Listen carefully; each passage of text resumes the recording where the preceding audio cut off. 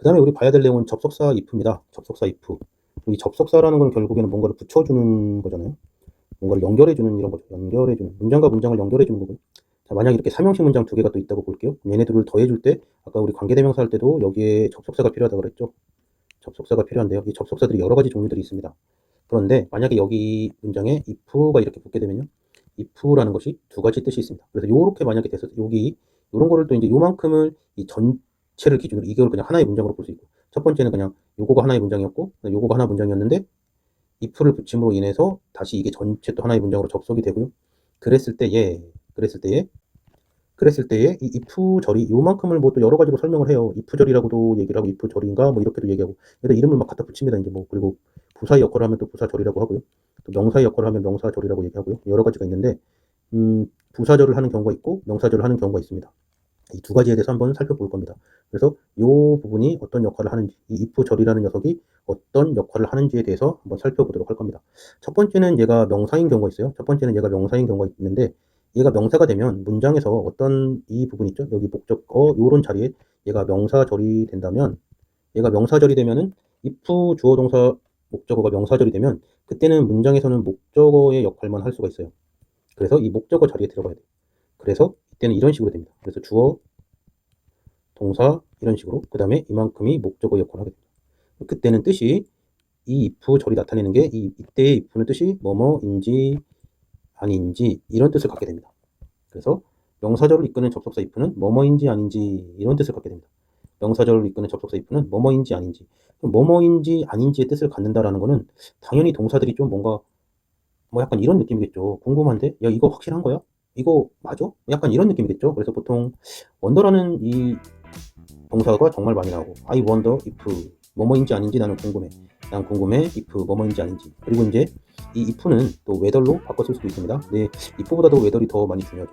if는 목적어로만 쓰이지만 whether은 또 주어로도 쓰이고 여러 가지 것들이 있기 때문에 여기 부분도 더 많이 공부를 해 주셨으면 좋겠습니다. 크레이지 영문법 가셔서 정리를 해 놓았으니까 그 부분에 대해서도 공부를 해 주셨으면 좋겠습니다. 일단은 지금 우리가 배우고 있는 부분에서는 whether는 나오고 있지 않기 때문에 if에 대해서만 보도록 하겠습니다. 자, if는 뭐뭐인지 아닌지. He will come to the party. 파티에 그가 올 건지 안 올 건지. 그래서 목적으로만 쓰이는 겁니다. 그거가 궁금하다. I wonder. 나는 궁금해. if 뭐뭐인지 아닌지. He will come to the party. 파티에 그가 올 건지 아닌지. 이게 궁금하다라는 거고요. 그리고 이제 우리 교과서에서 배우는 거는 조건절을 이끄는 접속사 if입니다. 이 조건절이 결국에는 조건절이라고 부르는데요. 조건이라는 건 좀 뜻에 맞춰서 만약 뭐뭐라면 하면 조건이기 되기 때문에 조건절이라고도 부르고, 또 그게 뭔가 문장에서는, 전체 문장에서는 부사의 역할, 부사는 뭔가 주된 걸 좀 도와주는 거죠. 그래서 주된 거를 좀 도와주는 그런 부분이기 때문에 부사절이라고도 부릅니다. 이 부사절 또는 조건절 있는 그 접속사 if는 만약 뭐뭐라면 이런 뭔가 가정을 하는 그런 뜻으로 쓰이게 됩니다. 예문을 보기 전에 우리 명사절을 이끄는 접속사 대세에 대해서 좀 공부를 하고 보도록 하겠습니다. 이제 여기 교과서에서도 그렇고 요 내용이 좀 많이 나오는데 이거에 대해서 한번 설명을 하고 복습을 하고 예문을 좀 보도록 하겠습니다. 영어에서 보면은 1형식이 지금, 영어는 1형식이 주어 동사, 2형식이 주어 동사 직접 보호, 3형식은 주어 동사 목적어, 4형식은 주어 동사 간접 목적어 직접 목적어, 5형식은 주어 동사 목적어 목적격 보호. 이렇게 문장에 5형식이 있죠. 명사절을 이끄는 접속사 대시라는 거는 결국에는 이 어떤 이 문장들 있죠? 이 문장들이 다시 대시를 달고서 그 문장의 어떤 부분으로 들어가는 겁니다. 만약 여기 1형식의 이 부분 있죠? 이 부분이 대시를 달고서 이만큼으로 해서 얘가 이렇게 목적어 자리로 들어가는 거죠. 또는 뭐 주어 동사 목적, 이 3형식 부분이 또 대시를 달고 다시 이만큼 뭔가 대신 표시를 해준다라는 거죠. 그리고 나서 다시 뭔가 어디 자리로 들어갈 수 있다는 거죠.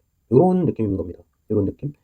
그래서 자, 주어, 동사, 목적어가 있었는데 이 부분에 다시 또 주어, 동사, 목적어가 있습니다. 그런데 여기에다가 내가 이만큼한테 대를 표시를 합니다. 그래놓고 이 목적어 자리에다가 얘가 들어가게 됩니다. 그러면 아마 이런 식이 되겠죠? 대시 오고 주어, 동사, 목적어 이렇게 오겠죠. 즉 1형식부터 5형식의 문장 앞에다가 대를 내가 붙인 거기 때문에 얘를 이제 우리가 어떻게 부르느냐, 이거를 이제 대절이라고 하는데, 이 부분이 명사의 역할을 하기 때문에 또 명사절이라고 합니다. 그리고 이 녀석을 또 명사절을 이끄는 접속사 대시라고도 부릅니다. 명사절을 이끄는 접속사 대시라고도 부르고, 주어, 동사, 여기 부분은 항상 1형식부터 5형식의 문장이 오기 때문에 완전한 문장이 온다. 완전한 문장이 온다라고 합니다. 이 정도까지만 정리해놔도 상당히 많은 내용을 정리를 지금 하고 있는 겁니다. 그리고 이 접속사 that은 목적절로 사용됐을 때, 목적어의 자리에 이렇게 들어갔을 때는 또 생략이 가능합니다. 생략이 가능합니다. 목적어의 자리에 들어갔을 때 생략이 가능하다라는 거, 여기까지 기억해 주시고요. 그 다음에 또 관계대명사랑 또 아까 우리 관계대명사도 that으로 바뀔 수 있다고 했잖아요. 그럼 그 관계대명사 that과 이 접속사 that을 구별하는 그런 문법적인 문제들도 많이 나오게 됩니다. 예문을 한번 읽어보겠습니다. If you think, 너가 생각한다면, 그랬습니다. If, 만약 뭐뭐라면, if you think, 너가 생각한다면, this bird is special, 이 새가 스페셜하다고, 이 새가 특별하다고. 여기서 보면 지금 생각하다라는 이 부분, think의 목적어가 지금 이만큼 문장입니다. 그래서 원래 이 앞에는 명사절을 이끄는 접속사 that이 있었는데 얘가 지금 생략된 상태인 겁니다. 이런 것들을 잘 느낌적으로 알려고 해야 됩니다.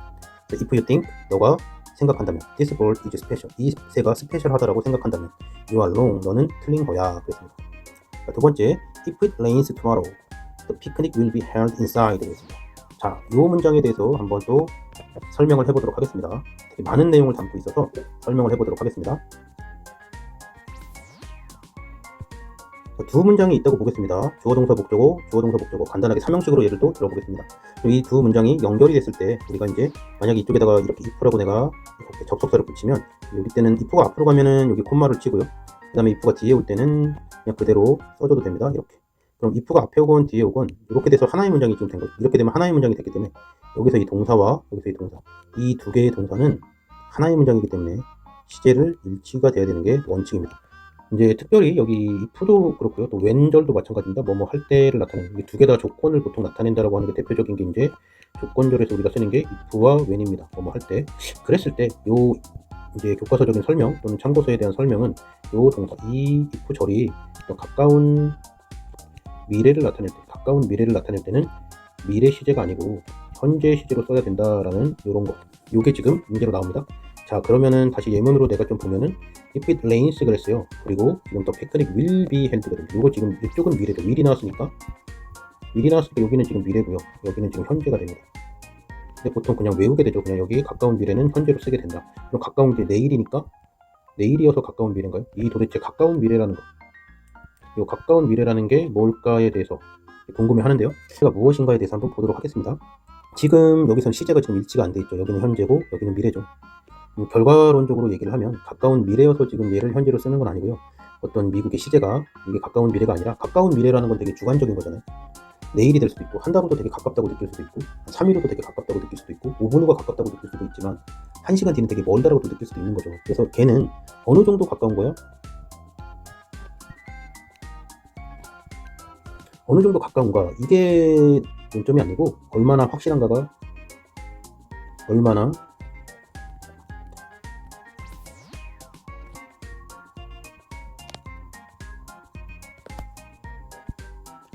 확실한가, 이게 포인트입니다. 이게 포인트. 그래서 현재라는 거는 시제적으로 되게 팩트한 거를 좋아하죠. 팩트한 거, 되게 확실하고 확실한 느낌, 뭔가 확실한 느낌이 현재형을 쓰는 겁니다. 그래서 또 뭔가 반복적이고 확실하고 내가 지금 하고 있는 게 당연한 사실이기 때문에 현재형을 쓰는 거죠. 그 현재라는 쓴다라는 그 의미를 이해를 해야 됩니다. 여기도 좀 더 자세한 내용들은 크레이지 영문법의 시제에 가시면 또 자세히 설명을 해 두었습니다. 뭔가 확실하고 반복적이고 그런 거죠. 여기서는 근데 되게 확실한 거를 얘기하는 거예요. 얼마나 확실한가. 그래서 그 확실한 게 거의 90% 이상, 99.99% 이렇게 되기 때문에 현재형을 쓰는 겁니다. 단순히 가깝다고만 해서는 현재형을 쓰는 건 아닙니다. 그런데 거의 대부분 아주 가까운 거는 많이 확실하게 될 가능성이 높은 거죠. 뭔가 기술의 발전에 의해서. 예, 그래서 이거는 얼마나 확실한가를 생각해 봐야 되는 겁니다. 자, 그래서 우리가 이제 뭔가 좀 확실한 거에 대해서 한번 얘기를 해보면, 우리가 좀 기술이 많이 발달되면 뭔가 여러 가지 부분들이 확실해지죠. 특히 교통 부분, 이런 것들, 뭔가 지하철이거나 또는 KTX나 뭐 이런 것들, 제 시간에 딱딱딱 옵니다. 어떤 시간 약속을 잘 지키죠. 몇 시에 출발해서 몇 시에 도착하고, 이런 것들이 거의 특별한 자연재해가 벌어지지 않는 이상은 정확한 시간이 딱딱딱 정해져 있죠. 고속버스도 마찬가지고요. 뭐 버스도 마찬가지고 대부분 다 뭔가 정해져 있고, 그 다음에 이제 어떤 뉴스, 날씨 이런 것들도 상당히 보도를 많이 해주죠. 그래서 이런 것들도 또 되게 많이 확실하게 되는 거죠. 이런 부분들에 대해서 상당히 확실해지면 그 미래는 현재형으로 쓸 수 있다라는 게 포인트입니다. 자, 그러면 다시 예문으로 돌아와서 여기서 보면 if it rains tomorrow, tomorrow는 내일이니까 미래가 되어야 되는데요, 그죠?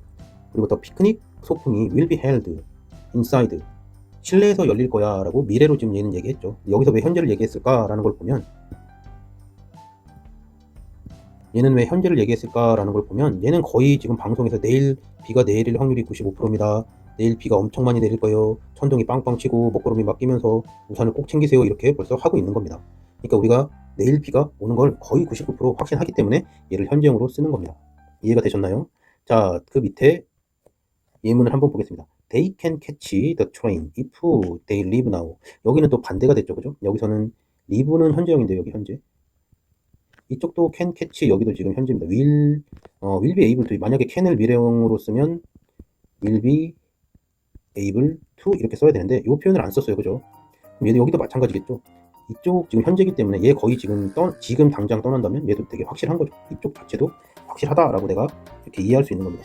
They can catch the train. 트레인을 기차를 내가 캐치할 수 있다. 탈 수 있다. If they leave now. 지금 떠난다면.